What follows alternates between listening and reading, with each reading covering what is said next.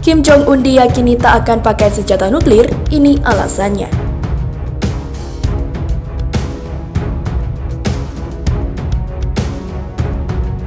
Sebelum lanjut, jangan lupa subscribe dan nyalakan tombol notifikasinya agar tidak ketinggalan info terbaru dari Santri Online.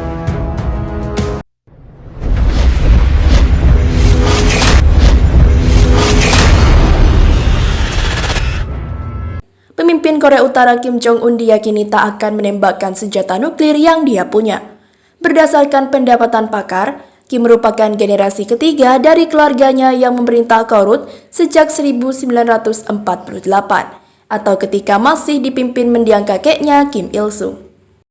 Pakar Korea Utara Chris Mikul menuturkan bahwa Kim Jong-un adalah pemimpin yang sangat liberal dibanding kakek dan ayahnya Kim Jong-il. Dilansir dari Daily Express, pada Jumat 5 Juni 2020, Mikul mendasarkan argumentasinya bahwa yang pemimpin tertinggi Korut itu bersekolah di luar negeri. Kim setidaknya menghabiskan beberapa tahun di Swiss, di mana dia sangat menyukai video game dan bola basket, serta berteman dengan sejumlah orang. Dia sejatinya lebih familiar dengan nilai barat, jadi menurut saya ada beberapa besar antara dia dengan pemimpin lainnya, paparnya. Mikul mengatakan, meski publik mengenalnya sebagai diktator yang brutal, banyak tanda menunjukkan sebenarnya dia pribadi yang baik. Pakar yang merilis buku My Favorite Dictator pada 2019 lalu berujar bahwa Kim bisa dikatakan lebih sukses memimpin Korut dibanding para pendahulunya. Dia menerangkan, meski sebagian besar publik tak suka dengan kediktatorannya, Mikul meyakini kondisi Korut akan buruk jika dia meninggal. Mikul merujuk kepada kabar kesehatan Kim pada April dan Mei, di mana dia sempat absen di hadapan publik dalam jangka waktu lumayan lama. Dia pertama kali menuai sorotan pada April ketika dia tak hadir dalam Hari Matahari atau perayaan kelahiran Kim Il-sung. Sejak dia menghilang, rumor pun berkembang mengenai kondisi kesehatannya yang paling puncak adalah dia diyakini sudah meninggal. Rumor itu lenyap seiring dengan kemunculan satelit meresmikan pabrik pupuk di Suncheon pada 1 Mei lalu sebelum sempat menghilang lagi. Kemudian pada akhir Mei, Kim Jong-un kembali muncul dengan memimpin rapat Partai Buruh untuk membahas kebijakan baru pencegahan perang nuklir. Mikul menjelaskan indikator lain yang membuat Kim dianggap lebih sukses dari pendahulunya adalah dia bisa mengembangkan senjata nuklir. Kita tahu mereka punya senjata nuklir sekarang yang membuat Kim lebih sukses karena dia mampu mewujudkan keinginan pemimpin terdahulu. Selama berkuasa pada 2011, Kim sudah melakukan setidaknya 4 dari 6 tes senjata permusuhan massal dengan yang terakhir terjadi pada 2017. Saat itu, Pyongyang menguji coba bom hidrogen, dikenal juga sebagai termonuklir, yang membuat dunia makin menyoroti mereka. Alasan mereka begitu terobsesi dengan senjata itu karena mereka tahu kebijakan tersebut akan membuat rezim mereka terus berkuasa, jelasnya. Meski ingin mempunyai senjata permusnahan massal, Mikul meyakini Kim tidak akan coba-coba untuk sampai menembakkannya ke sasaran. Dalam opini saya, dia tidak akan sampai menarik pelatuk karena bakal membawa kehancuran bagi Korea Utara. Jadi dia berpikir lebih baik apa adanya, ujar dia. Kemudian sejak Korea Utara berdiri di tahun 1948 hingga Maret tahun ini negara komunis itu sudah menghelatkan setidaknya 147 rudal strategis. Mayoritas uji coba itu terjadi di era Kim ketiga atau 119. Meski adanya yang gagal, tes itu sudah dipandang serius oleh Amerika Serikat. John Hitton, salah satu pejabat tinggi Pentagon, berkata bahwa Kim mengembangkan misil baru lebih banyak dari siapapun di bumi.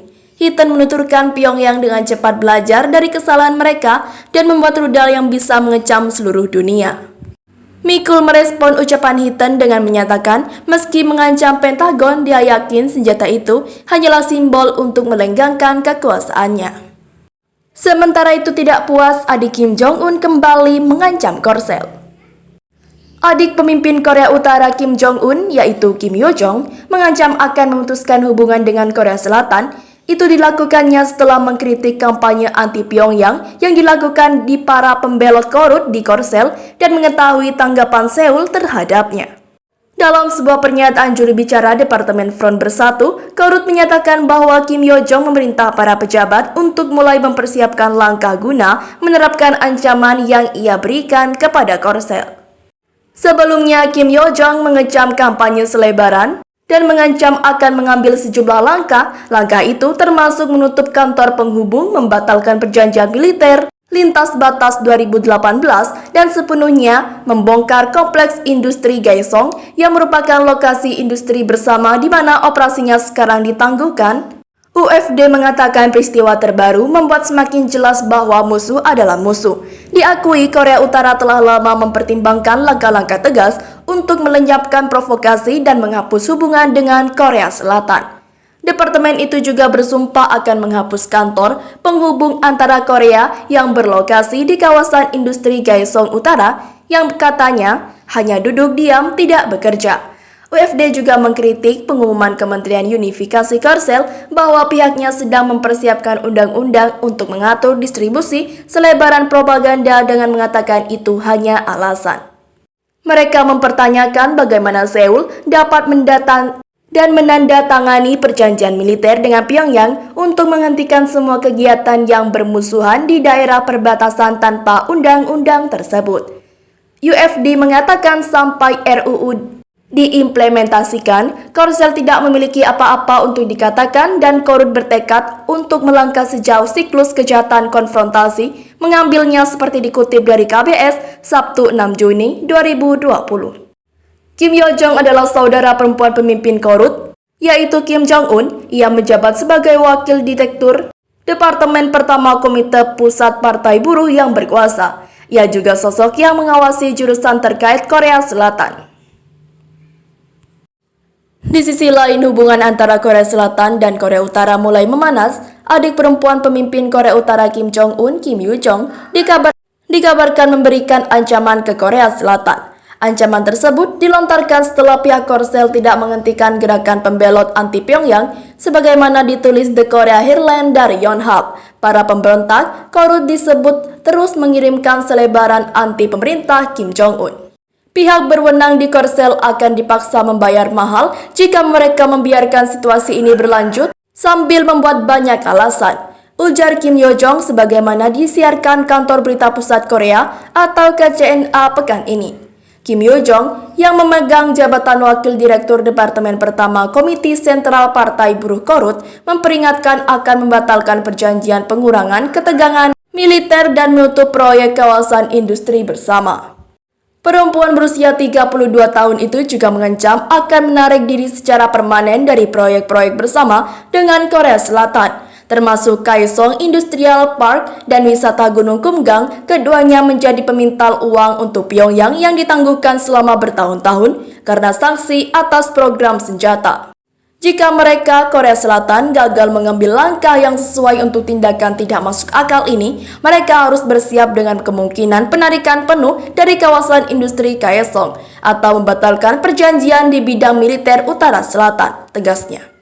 Dalam kesempatan yang sama, Kim Yoo Jong juga pun menyebut kelompok pembelot Pyongyang sebagai sampah. Ia meminta Korsel mengambil tindakan khusus dan tidak berlindung kepada frase kebebasan berekspresi. Jika benar-benar menghargai perjanjian Utara Selatan dan memiliki keinginan untuk mengimplementasikannya secara utuh, mereka harus membersihkan sampah sebelum dengan sembarang meniup trompet ke para pendukungnya. Jelasnya lagi. Pihak Korea Selatan langsung buka suara beberapa jam setelah ancaman tersebut dilontarkan, mengatakan kemungkinan akan melarang pembelot menerbangkan selebaran anti Pyongyang ke Korea Utara, kata para pejabat pada hari Kamis 4 Juni 2020.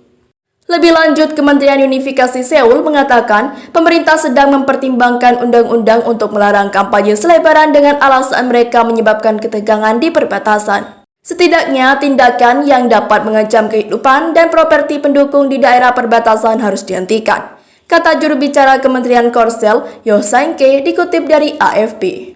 Kampanye selebaran menjadi masalah pelik antara kedua negara Korea Utara dan Korea Selatan tersebut. Tetapi, memberlakukan undang-undang tersebut dapat memicu protes atas kemungkinan pelanggaran hak atas kebebasan berekspresi.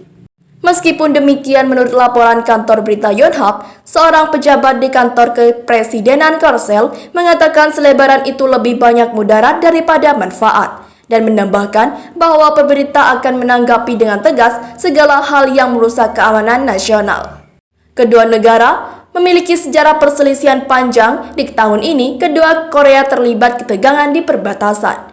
Di Oktober 2019, Korut juga mengancam menarik dari fasilitas yang dibangun bersama dengan Korsel di area Gunung Kumgang di pantai timur. Korut berujar akan membangun zona wisata internasional sendiri. Sebelumnya di 2016, Korsel sempat membentuk kompleks industri bersama karena program nuklir dan rudal Pyongyang. Di 2008, Korsel sempat menghentikan proyek bersama lain karena salah satu turisnya tewas di tangan seorang oknum penjaga Korut. Pernyataan ancaman ini merupakan ketiga kalinya dikeluarkan Kim Yo Jong tahun ini, memperlihatkan besarnya pengaruh perempuan itu dalam mengambil keputusan di Korut, terutama soal Korea Selatan.